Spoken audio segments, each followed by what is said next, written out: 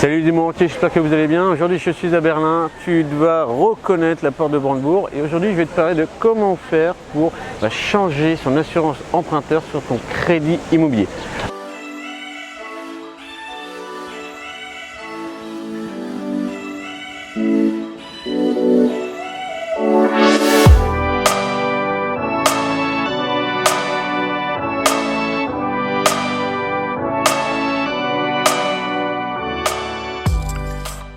Avant ça, si tu t'es pas abonné à la chaîne, je t'invite, tu as un bouton en bas à droite pour que tu cliques dessus et tu es directement abonné dessus et ça va te permettre d'avoir toutes les différentes vidéos et en avant-première spécialement pour les abonnés. D'accord? Allez, maintenant, l'assurance de prêt emprunteur, comment ça fonctionne? Quel est vraiment le statut législatif de ces changements d'assurance? En fait, il faut savoir qu'en 2014, il y a la loi Hamon qui est passée qui te permet de changer d'assurance et en plus, il y a un amendement en 2017, l'amendement Bourquin en 2017 qui lui te permet en fait vraiment de préciser le changement législatif pour changer toi-même d'assurance. Alors, on va regarder un petit peu comment ça se passe, on va regarder un petit peu le formalisme, ce qui va bloquer nos conseils sur cette partie-là et pourquoi le faire, d'accord? Alors la toute première chose qu'il faut savoir, c'est que les banques détestent quand tu fais cette demande-là. Pourquoi? Parce qu'ils vont tout simplement perdre vraiment beaucoup de PNB, de produits nets bancaires. Qu'est-ce que c'est? En grosso merdo, c'est leur marge. Et là-dessus, c'est vraiment des milliers, des centaines de millions d'euros par an qui sont générés grâce à l'assurance emprunteur. Donc là-dessus, ils n'aiment pas quand on commence à toucher leur territoire. Et nous, tout l'enjeu, ça va être effectivement de ne pas leur donner, mais nous d'être toujours assurés et de gagner ces milliers d'euros parce que ça peut aller vraiment jusqu'à plusieurs milliers d'euros.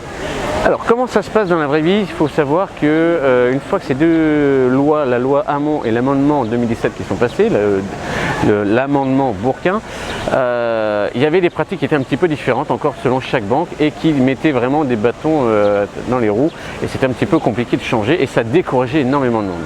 Il y a le CCSF, donc le comité consultatif du secteur financier, qui a mis un peu vraiment son grain de sable là-dedans et qui a dit attendez les gars, c'est pas possible, vous faites tous des pratiques totalement différentes et vous racontez un petit peu tout et n'importe quoi aux usagers bancaires. Nous, on va préconiser et arrêter les choses. Et donc du coup, ils ont mis un formalisme. Le formalisme, c'est quoi déjà? Toute première chose, il va falloir respecter le préavis de 2 mois, quoi qu'il arrive. Par contre, un préavis de 2 mois par rapport à quoi? Par rapport à une date de signature. Ah ok, d'accord, c'est quoi? Est-ce que c'est la date vraiment d'émission des offres de prêt ou est-ce que c'est la date de signature de l'offre de prêt et donc du coup de l'assurance? Et ça va être cette deuxième date qu'il va falloir bien faire attention et ça va être là ton préavis qui va démarrer. Alors est-ce qu'on part directement 2 mois avant? Non, on va partir 3 à 4 mois avant cette date-là. Pourquoi? Parce que tu vas voir que le parcours est semé d'embûches et que les banques vont vraiment tout faire pour te décourager et surtout t'opposer par rapport à ton droit de réalisation annuel, parce que je précise que tu as le droit de le casser tous les ans, de changer tous les ans ton assurance emprunteur si ça te chante, tu as le droit de le faire. Elle, donc si tu respectes ça, elle va te dire ok c'est bien, tu as respecté le préavis. Mais pour nous, on n'accepte pas, on ne peut pas accepter une nouvelle assurance. Pourquoi? Parce que ça n'offre pas les mêmes garanties. Et dit ah attendez, du coup j'ai claqué un préavis pour rien et donc du coup je suis foutu pour cette année. Oui, vous êtes foutu pour cette année. Donc là les banques auraient gagné 1 an. Justement, ce qu'il faut faire, et là vraiment notre conseil, c'est de trouver une assurance qui fait vraiment les mêmes garanties. Comme ça, toi tu es tranquille. Et tu regardes bien dans tes clauses de contrat et tu regardes si c'est correct par rapport à l'assurance initiale de ton prêt. Si on est vraiment pile poil à la même date,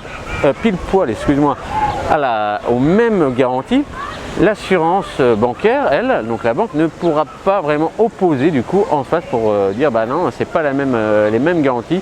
Donc on va être obligé d'accepter cette fameuse délégation d'assurance. D'accord? Donc ça, il faut vraiment faire attention, il faut que ça soit les mêmes garanties précisément et les mêmes quantités assurées. Si tu es assuré à 100% sur ton prêt, tu devras retrouver une autre assurance à 100% et pas à 80%. Parce que la banque aura le droit de dire non, je ne veux pas. Et elle aura totalement raison, elle sera dans son droit. Okay, Alors, une autre chose aussi à faire, et vraiment encore un autre conseil, c'est passe par un courtier pour pas te prendre la tête avec tout ça. Le courtier, lui, va te trouver une assurance vraiment pas chère et il va te trouver un très bon deal pour ça. Et surtout, il va s'occuper de tous les échanges avec la banque, tout l'envoi des recommandés. Et t'inquiète pas, il va bien le faire. Pourquoi? Parce que c'est dans son intérêt à lui que tu changes d'assurance et que tu deviennes client chez lui, tu vois. Dans les faits aussi, il va se passer une autre chose, c'est que la banque, elle va te voir que tu es en train de te barrer et donc elle va te faire une contre-proposition. Dire bon, attendez, ok, j'ai compris, vous voulez partir, c'est trop cher. Je vais vous proposer ça. Qu'est-ce qu'il va faire? Est-ce que si c'est le même taux qu'on te propose que la concurrence, alors tu as deux choix, soit tu acceptes, donc du coup tu restes dans le même groupe d'assurance, donc de la banque en l'occurrence, ou soit tu te tires dans une autre assurance. Ça après, tu es libre de faire ce que tu veux, tant que tes coûts diminuent et que c'est les mêmes gains annuels, et donc du coup sur toute la durée de ton crédit. Et sache que ça peut être vraiment de plusieurs milliers d'euros. Une autre croyance aussi, c'est, on me dit souvent, ouais mais tu sais, après 45 ans, ça vaut plus le coup de le faire parce que on est trop vieux, ils vont mettre un questionnaire médical de santé et ils vont surfacturer, ça va être trop cher et je vais rien y gagner. Faux, vraiment totalement faux. Déjà, tant que tu n'as pas essayé, je sais pas, c'est ça. Et deuxièmement, c'est gratuit d'essayer. Donc déjà, tu vas l'essayer et en plus, l'assurance en face veut vraiment que tu viennes en tant que client. Donc n'hésite pas. Alors après, il peut y avoir un autre souci, c'est si tu as eu des graves maladies et tout, là je te dis, je te conseille, reste dans ton assurance, ne cherche surtout pas à aller vraiment ailleurs parce que là ils vont vraiment te défoncer au niveau du taux. Donc là par contre, tu vas être obligé de conserver ton assurance initiale. D'accord? Ok? Alors j'espère que ça t'a bien éclairé cette histoire de comment on fait pour changer cette assurance emprunteur. L'enjeu il est de taille. Par contre, quand est-ce qu'on la déclenche? Est-ce qu'on la déclenche dès la première année? Moi je te dis non, surtout pas. Pourquoi? Parce que la banque, on cherche des partenaires.